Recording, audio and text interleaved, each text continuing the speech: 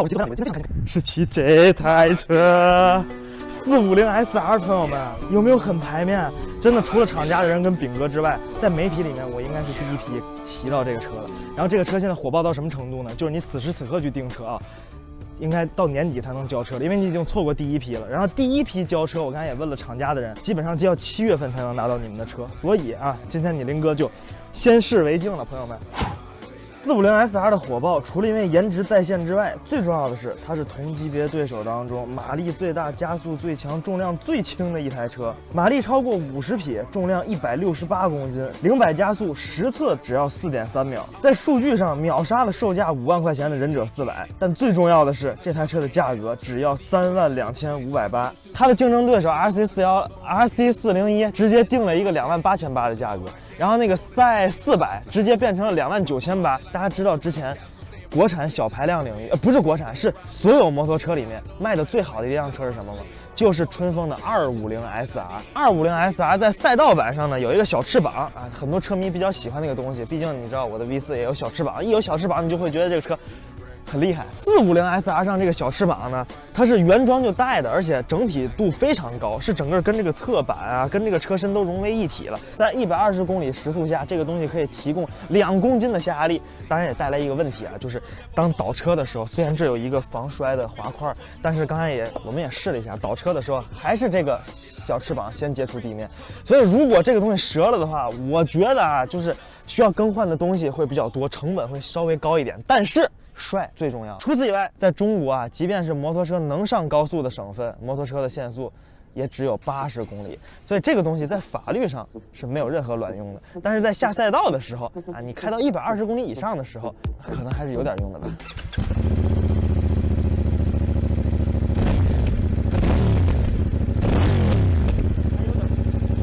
还有点，然后咱们稍微拉一个稍微高一点的转速啊。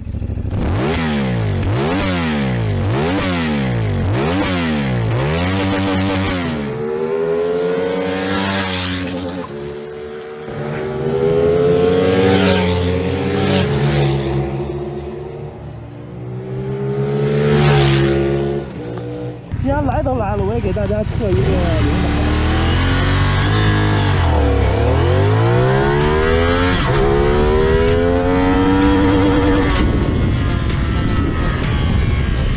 反正是2档破百，我真的是随便测的，因为我没有什么赛道经验。看看油门的响应，可以吧？我真的挺猛的，看一下它弯道里面的稳定性啊。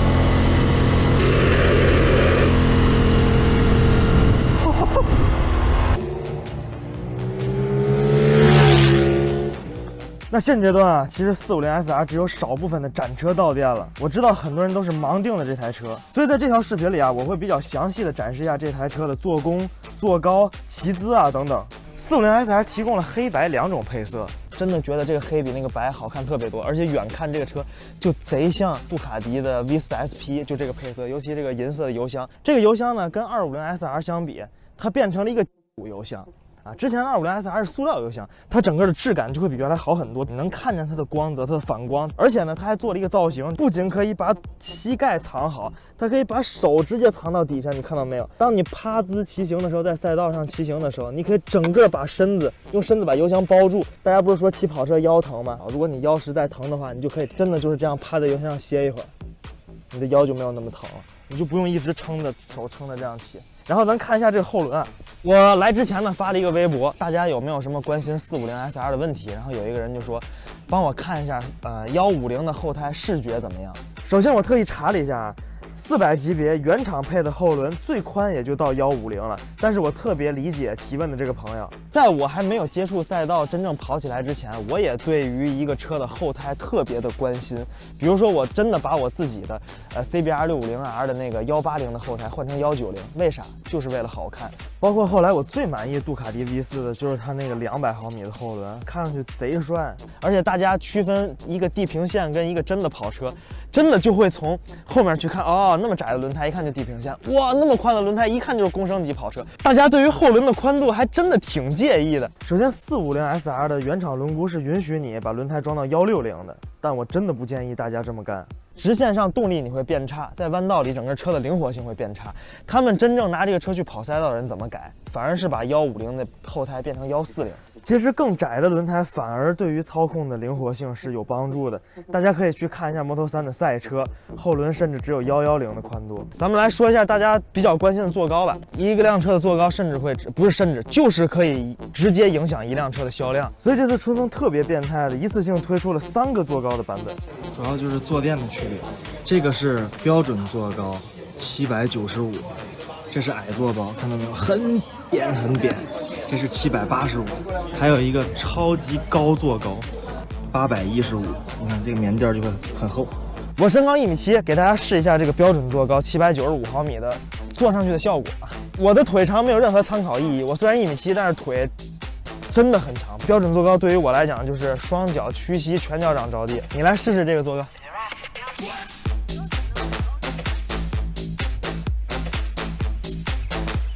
加高坐高的是815毫米，让你看看你林哥的大长腿，它也能双脚掌屈膝着地。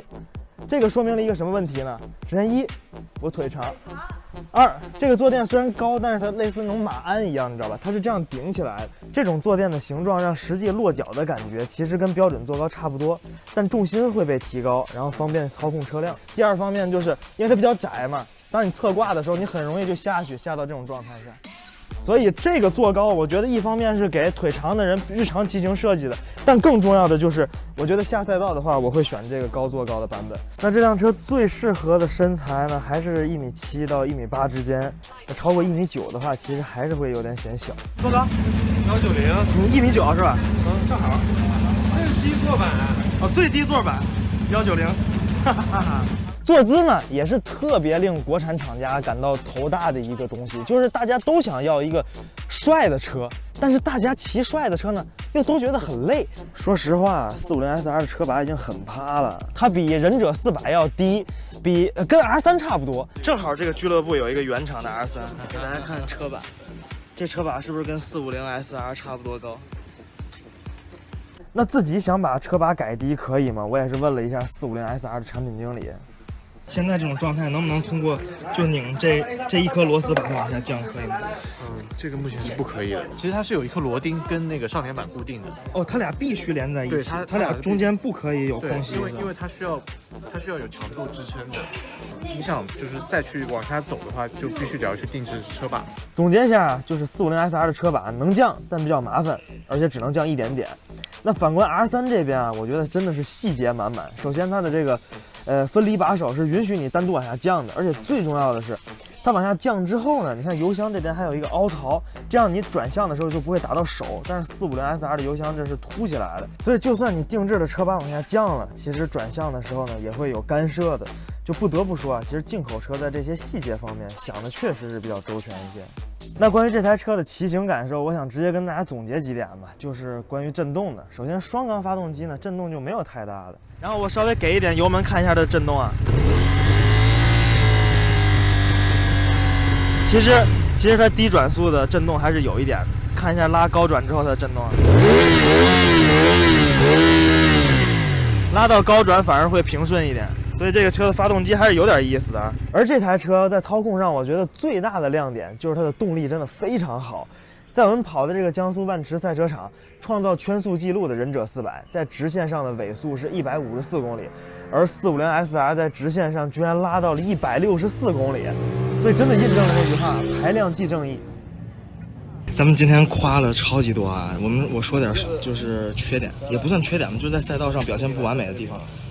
首先这个刹车呢够力，但是手感不好，就给我的感觉就是怎么说呢，磅数太高了。如果它能往下再软1磅的话，我会很喜欢。现在这个刹车手感有点硬。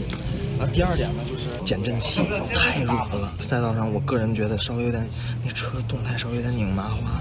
就进完我为什么深刻的知道这个悬挂有点软呢？因为我当时 Mini GP 原厂的时候，我进弯就扭麻花，我一直以为是我技术的原因。然后我教练说你去改个减震器去，结果改完减震器，哇，特别稳定，就因为你知道你减震一旦硬了的话，你跟那路面的连接就变成很硬，它不会那么软，然后就觉得唰特别稳，像轨道车一样。所以这个车如果你要跑赛道的话，减震调硬一点，但是怎么说，它这前减震还是不可调的，所以就比较麻烦一点，可能需要改一个减震器，改一减震器的成本就会比较高。当然，我觉得它减震软呢，是因为在极限状态下，有的媒体老师去跑山都不会感觉这个减震器过于软啊。如果再换个更硬的减震器，基本上街道上就没法骑了。但是动力真的好猛啊，这个车！我觉得在这级别里面，确实是像炳哥说的，可以把忍者400跟 R3都干掉。这车真的还性价比是挺高的。但是我也是告诉大家一个小秘密，就是据线人消息，今年10月份的时候 ，CBR 400R 会开卖，所以等档的话，哎也不一样，这贵了8000块钱。反正就是告诉大家一个内幕消息，如果大家愿意相信我的话，就点个赞，跟我有屁关系。反正就是想让大家点个赞。今天的节目就到此结束了，拜拜。